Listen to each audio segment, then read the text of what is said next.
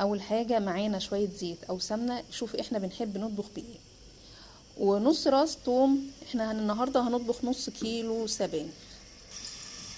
يا دوب كده عايزين التومه تبقى صفرة، يعني هنحمرها كده لغايه ما تصفر معانا، بس مش هنحط بصل خالص. جربيها بالطريقه ديت، منها سهله جدا ومنها تبقى اجمل. وهنحط عصير الطماطم، حوالي كوبايه ونص عصير طماطم.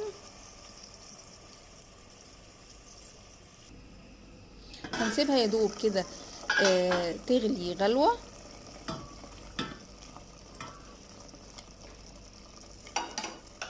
هنحط معاها فلفل اسمر وكمون وملح، بس هي البهارات بتاعه الطبخه بتاعتنا النهارده كده.